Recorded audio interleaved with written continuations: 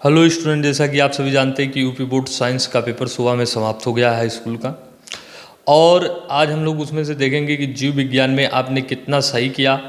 आप खुद अपना मूल्यांकन स्वयं करें रिजल्ट आने से पहले कि आपने कितना किया कितना नहीं किया। और जो कुछ चीज़ें आपको इम्पोर्टेंट में बताई गई थी, जहाँ तक हमें उम्मीद है कि बहुत सारे प्रश्न जो है आपके पेपर में मिले हैं। आइए देखते हैं हम लोग कि कैसे कैसे कौन से पेपर कहाँ से हैं, तो उन सारे पेपरों को देखते हैं। देखिए, आपका पहला पेपर दिया गया है। पहला क्वेश्चन इस साइड में दिया गया है, वृक्क का कार्य क्या होता है। तो वृक्क का कार्य क्या हो जाएगा आपका? उत्सर्जन। ये आपका सही आंसर है। दूसरा क्वेश्चन दिया गया है, पत्तियों पर कलियां विकसित होती हैं, पुदीना में, आलू में, ब्रायोफिल्म में, इन सभी पर। तो आपका आंसर क्या बनेगा?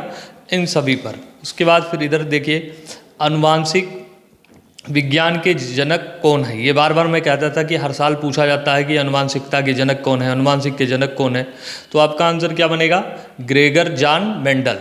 दो डीएनए तंतु आपस में जुड़े होते हैं। दो डीएनए तंतु मतलब डीएनए में दो श्रृंखलाएं होती हैं और ये दोनों पॉलीन्यूक्लियोटाइड चेन आपस में किसके द्वारा जुड़े होते हैं? तो उनके बीच में जो बॉन्ड बनता है वो हाइड्रोजन बॉन्ड बनता है। ये आपका आंसर बनेगा। फिर उसके बाद में अगला प्रश्न दिया गया है, मुकुलन द्वारा प्रजनन होता है। मतलब मुकुलन द्वारा प्रजनन किसमें होता है? हाइड्रा में, केचुआ में, तिलचट्टा में, कबूतर में। तो यहाँ आपका आंसर क्या बनेगा? हाइड्रा में। मेढक मेंडल, अगला प्रश्न दिया गया है, मेंडल प्रयोग किस पर किए थे? देखिए यहाँ फंसा दिया, एक दिया मीठी मटर, एक दिया उद्यान मटर, एक दिया सरसों, एक दिया गुड़हल। तो बच्चे केवल मटर जानते हैं ऑप्शन। तो यहाँ आपका ऑप्शन क्या बनेगा? उद्यान मटर, क्योंकि मेंडल ने अपना प्रयोग कहाँ किया था? उद्यान में किया था। आइए अगला प्रश्न देखते हैं। अगला प्रश्न दिया गया है, निम्न में से कौन सा एक मानव में मादा जनन तंत्र का भाग नहीं है? एक दिया है अंडाशय, गर्भाशय, डिम्बवानी। तो आप ऐसे टाइप के प्रश्नों को अंग्रेजी में देखिए। अंग्रेजी में क्या है? Ovary, uterus, ओविडक्स, vas deferens. तो आपका आंसर यहाँ पे क्या बनेगा? Vas deferens. तो ये थे खंड का के बायोलॉजी के जो 7 क्वेश्चन थे। इन 7 क्वेश्चनों को देख ली। अब हम लोग चलते हैं थर्ड की तरफ। इधर देखते हैं क्या क्या आया था। आपका एक क्वेश्चन इधर आया था, ऑक्सी तथा अनाक्सी श्वसन में 2 अंतर बताइए। ऑक्सी श्वसन ऐसे श्वसन जो ऑक्सीजन की उपस्थिति में होते हैं उसको ऑक्सी श्वसन कहते हैं, और जो ऑक्सीजन की अनुपस्थिति में होते हैं उसको हम लोग क्या कहते हैं? अनाक्सी श्वसन कहते हैं। पहला अंतर ये हो गया। जो ऑक्सी श्वसन होगा उसमें जो अंतिम उत्पाद होता है वो कार्बन डाइऑक्साइड और जल बनता है, और जो अनाक्सी श्वसन है उसमें अंतिम उत्पाद जो बनेगा वो आपका एथिल अल्कोहल बनता है। तो ये अंतर हो गए। अगला प्रश्न क्या दिया गया है, लसिका तथा रुधिर में 2 अंतर लिखिए। बहुत साधारण प्रश्न। लसिका क्या है? ये छना हुआ रुधिर होता है, और रुधिर आप जानते ही हैं रुधिर क्या है। इसी तरीके से लसिका में अगला क्या है? दूसरा आंसर आप लिख सकते हैं, लसिका में रेड ब्लड सेल नहीं होते, आरबीसी नहीं होते। कायिक जनन किसे कहते हैं? कायिक जनन के बारे में मैंने बहुत विस्तार से पढ़ाया था। कायिक जनन 2 प्रकार के होते हैं, एक प्राकृतिक कायिक जनन और एक कृत्रिम कायिक जनन। प्राकृतिक कायिक जनन जड़ तना पत्ती द्वारा होते हैं। कृत्रिम कायिक जनन जो होते हैं ये आपके हो जाएंगे, कृत्रिम कायिक जनन आपका कटिंग, लेयरिंग, ग्रेफ्टिंग यह है। हृदय का कार्य क्या है? तो हृदय के बहुत सारे कार्य आपको लिखाए गए थे, पढ़ाए गए थे। हृदय क्या है? हमारे शरीर का पूरा समझिए कि यंत्र ही है, या आप कह सकते हैं इंजन है। यह हमारे शरीर में समस्त भोज्य पदार्थों को पहुंचाता है, वहाँ से ब्लड को वापस लाता है, फिर ले जाकर के ब्लड जो आता है उसको पंप करके क्या करता है? फेफड़े तक पहुंचाता है। तो बहुत सारे इसके कार्य हैं। फिर एक दिया है रसायन संश्लेषण। ये क्वेश्चन आज तक कभी पेपर में नहीं पूछे गए थे।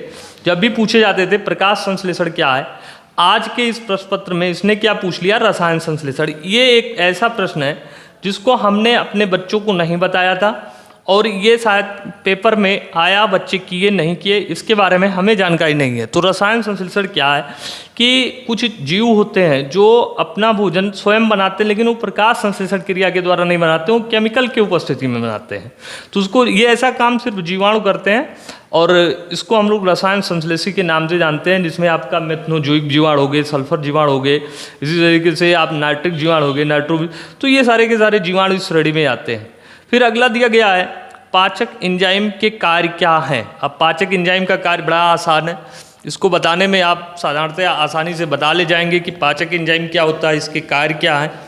पाचक एंजाइम में आपने बहुत सारे एंजाइम को पढ़ा होगा, प्रोपेप्सिन, रेनिन, काइमोट्रिप्सिन, ये सारे के सारे एंजाइम थे। इनके कार्य क्या हैं?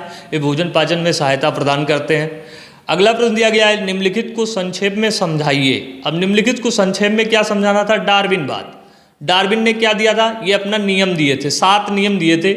उन 6-7 नियमों में से धीरे धीरे करके लिखना था। पहला नियम क्या था? प्रत्येक जीव जिसमें संतान उत्पन्न करने की प्रचुर क्षमता होती है। आप जानते हैं इसमें क्या होता है कि जितने भी जीव होते हैं उसमें संतान उत्पन्न करने की प्रचुर क्षमता होती है, और सारे के सारे जीव जीते नहीं, वो जीवन संघर्ष करते हैं। जीवन संघर्ष में वही जीवित रहता है जिसमें सर्वाइवल ऑफ द फिटेस्ट यानी योग्यतम की उत्तरजीविता होती है। और ये सारे के सारे लक्षण एक कैरेक्टर इकट्ठा होते जाते हैं और एक नई पीढ़ी में जा करके उसमें क्या होता है? परिवर्तन हो जाता है, जिसे जैव विकास कहते हैं। लैमार्कवाद क्या है? लैमार्क के बारे में आप लोग जानते होंगे। लैमार्कवाद क्या है? लैमार्क ने 3 नियम दिया था। वातावरण का सीधा प्रभाव, दूसरा यूज एंड डिसयूज ऑर्गन, तीसरा उपार्जित लक्षणों की वंशागति, मतलब इनहेरिटेंस ऑफ एक्वायर्ड कैरेक्टर। तो ये आपका ये प्रश्न अगर आप देखेंगे तो ये 6 नंबर का प्रश्न था।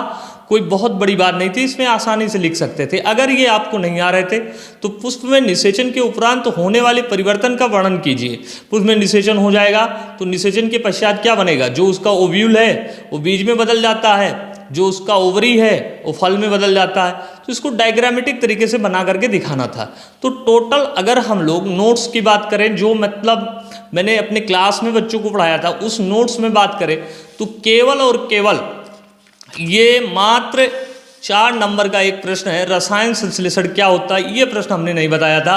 बाकी सारे प्रश्न बच्चों के नोट में हूबहू मिलेंगे जिस तरीके से पेपर में छपे हुए हैं। रही बात जिसको इंपॉर्टेंट प्रश्न दिया गया होगा, जो बहुत बारीकी के साथ वीडियो को देखे होंगे, वो लोग भी आसानी से कर सकते हैं। तो इस तरीके से हमने टोटल 25 नंबर में से 21 नंबर आपके पेपर में हूबहू वही आया जो मैंने पढ़ाया था। 21 नंबर आपके पेपर में वही आया जो हमने पढ़ाया था। तो इस तरीके से आप अपने प्रश्नों का मिलान करें और कमेंट में हमें अवश्य बताएं कि कौन बच्चा कितना नंबर लेके आ रहा है इस बार होने वाले बोर्ड परीक्षा में। Thank you.